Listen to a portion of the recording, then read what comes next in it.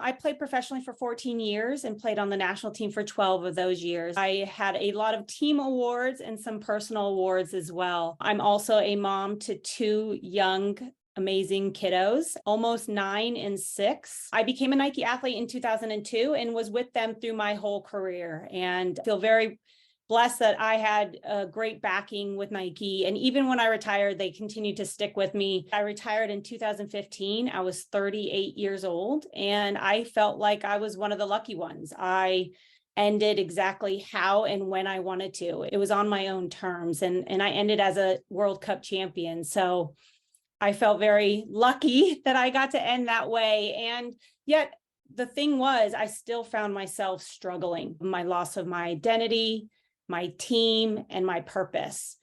And even though those first couple of years, I did a lot of great things. I helped start an all-girls soccer academy here in Portland. I work for the Lupus Foundation of America. I've done these different things, but they either didn't fit well into my family dynamic, or they weren't really something that I wanted to do and had this passion to do fully. Since I was saying yes to everything in those first couple years, I wasn't really giving myself that space and that time to really sit back and find out what I really was passionate about outside of my sport. And so as the years continued, I found myself struggling more and more. And, when we were playing and as an athlete, you're told constantly that your value is desirable in the business world. But I know for me, I felt uncertain and inadequate in anything beyond my sport. 4 years after I retired, I was still struggling to figure out what's next. And luckily, I went to an appearance, and it was with an executive female leadership company, and they were running a workshop. As I sat there watching the leadership coaches facilitate the sessions, I found myself excited for the first time in a really long time. I found I could be passionate about leadership coaching, and it connected so well with the skills that I'd gained as a psychology major, an athlete, and a coach. I decided to go work for this company. I worked with them for 2 years, and unfortunately they dissolved. Luckily, I met my co-founder, Jen Kronberger, at that exact moment. She is a leadership, culture, and performance consultant. The more we talked, we realized through my own transition process and her work as a sports psychologist, there wasn't enough being done for athletes. The problem is every athlete at some point will have to retire. Unfortunately, we're going to get too old.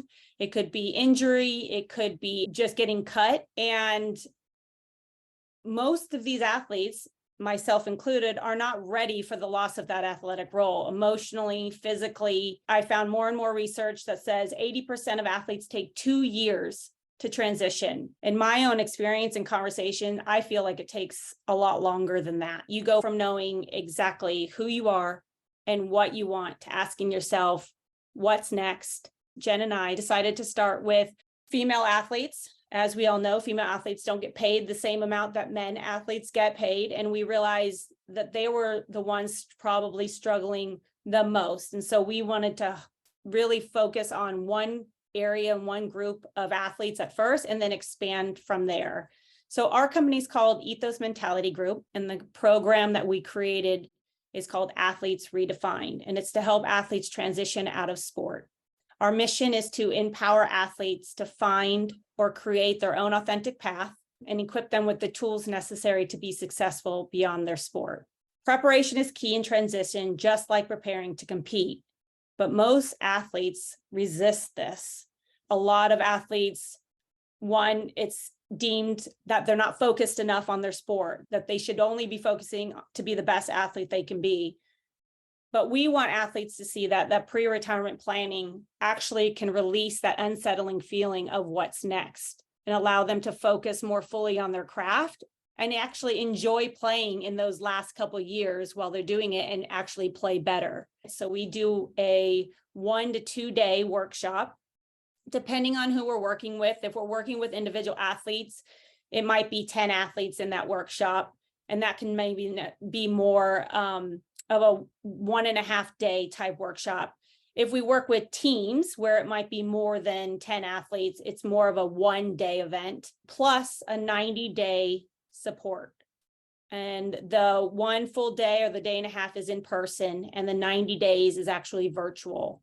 The focus and the end goal for each athlete is to expand their self-identities. For so long, success has always been to be the best athlete, to win gold medals, to win a championship. And so we really want to help them redefine what success looks like now that they're off the pitch and how that connects with their why.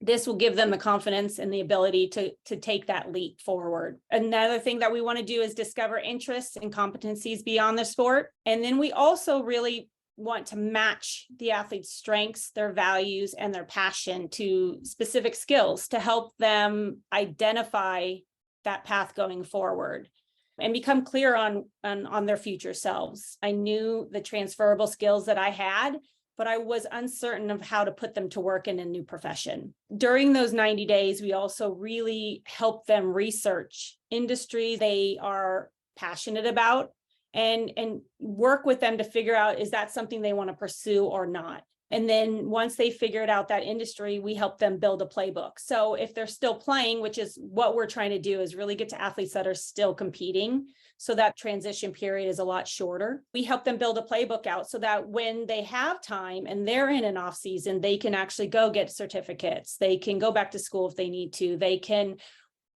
study and do the different things that they might need. They might be able to go do, an internship or network, some of these things. So we have kind of a list and a plan to build out with them. And then the last thing is just to help them live it, building a daily routine.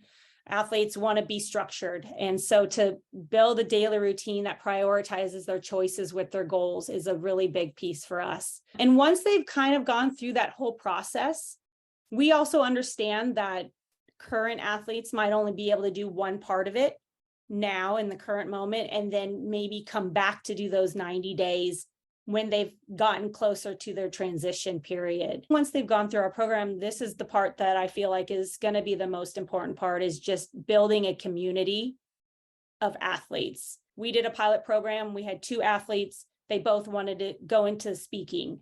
And so the fact that they could really bounce things off each other as well as us was a huge benefit. We are right now trying to build out and get more athletes to be aware of what we're doing, as well as players associations, teams, schools, colleges, because we really don't want the athletes to have to pay for this process either. We launched in July. We have a partnership with Sport Oregon, which is great. And then we're in talks with other schools and organizations. Obviously I have a very good connection with the national team. So I'm in talks with U.S. Women's National Team PA, because it is that hard step, right, of getting somebody to bite and really want to do this. And we were going to run a workshop here in Portland in January this weekend, but we had to push it back just because a lot of the athletes we were looking for were the Thorns. They started their season a lot earlier than we expected. Right now, it's really just getting the word out, getting more athletes to sign on and have that list so that when we are ready to run our next workshop, that they can just slip right in.